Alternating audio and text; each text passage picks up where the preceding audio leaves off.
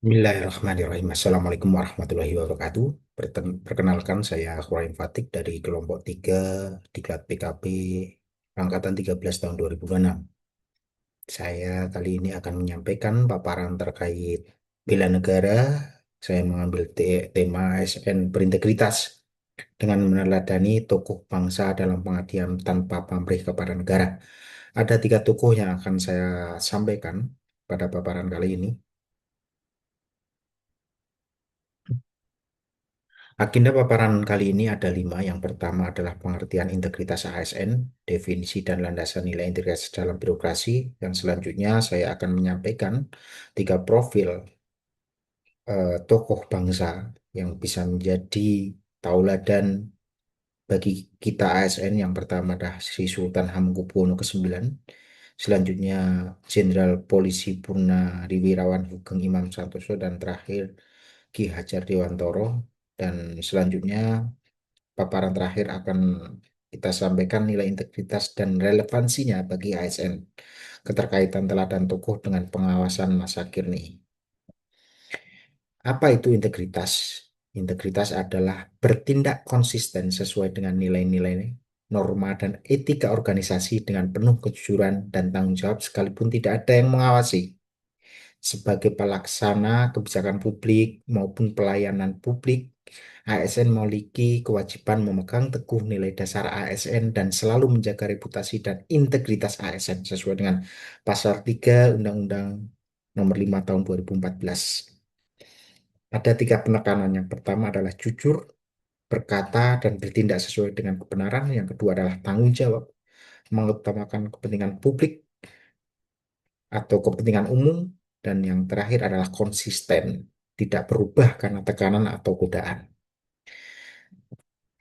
Pada kesempatan kali ini saya akan memberikan contoh pertama, yaitu Sri Sultan Hamengkubuwono ke-9. Beliau ini adalah raja dari Keraton Ngayogyakarta Hadiningrat. Saya mengambil contoh ini karena saya sendiri adalah dari Jogja dan saya salut sama beliau. Beliau adalah sahabat Soekarno, Presiden pertama Republik Indonesia.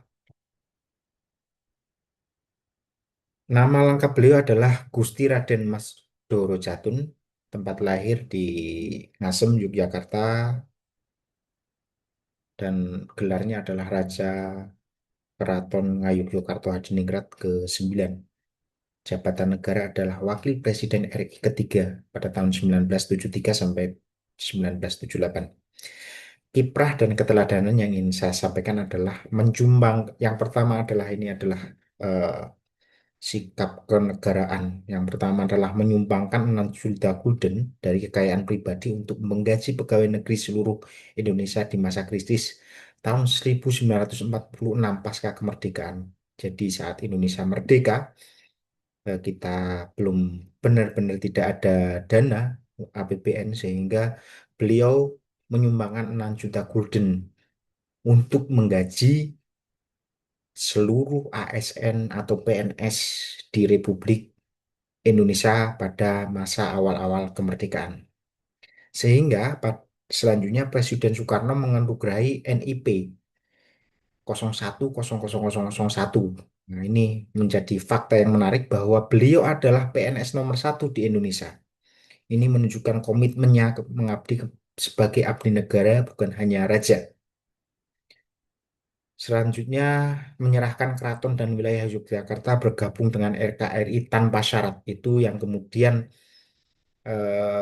menjadi contoh bagi wilayah lain, terutama di wilayah-wilayah yang masih bersifat kerajaan, baik di Sulawesi, Maluku, NTB, bahkan sampai Aceh, sehingga terbentuklah NKRI yang solid. Dan terakhir adalah memimpin gerilya pertahanan Yogyakarta bersama TNI saat agresi militer Belanda. Meskipun masih banyak lagi, termasuk wilayahnya digunakan untuk eh, pengganti ibu kota negara. Selanjutnya, nomor 2. Biar lebih cepat, nomor dua adalah Jenderal Polisi Purnawirawan Sugeng Imam Santoso, Kapolri kelima tahun 1968 sampai 1971. Sampai ada anekdot polisi paling jujur ya adalah polisi Hugeng ini. Beliau ini adalah putra kelahiran Pekalongan. Nah, dan di mana Pekalongan ini merupakan salah satu tempat tinggal saya sekarang, sehingga saya meneladani beliau. Lahir pada tanggal 14 Oktober 1921, jabatan terakhir adalah Kapolri kelima, meskipun sebelum-sebelumnya menjadi kepala imigrasi dan lain sebagainya.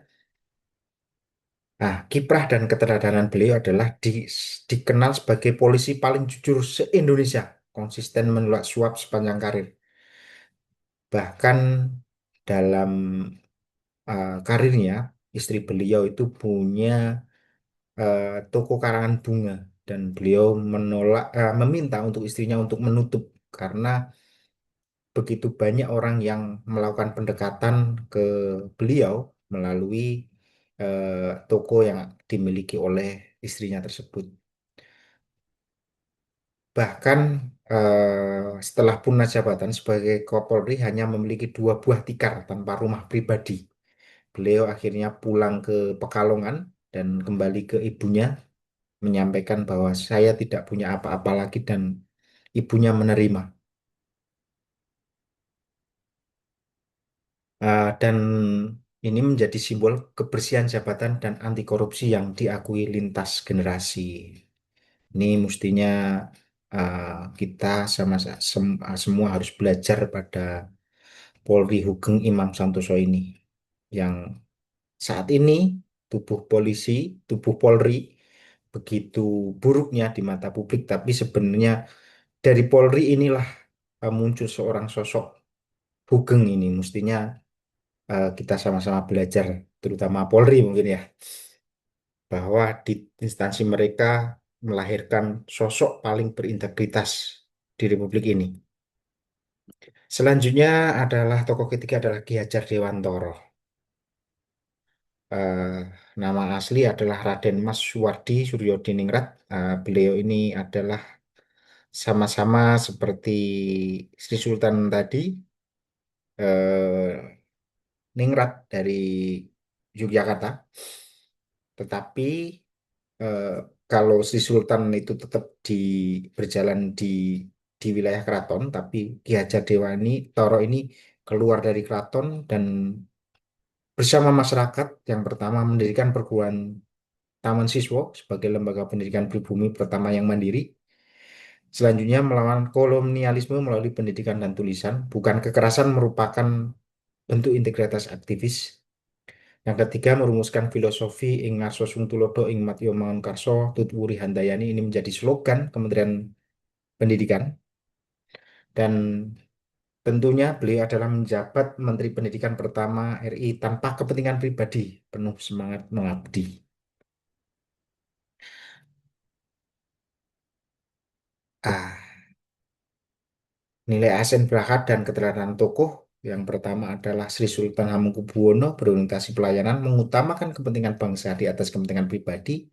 Selanjutnya Hugeng, akuntabel, bertugas jujur tanpa menyalahgunakan kewenangan. Ki Hajar Dewantoro memberikan keteladanan. Memimpin harus menjadi contoh nyata, bukan hanya instruksi. Ketiganya tanpa pamrih.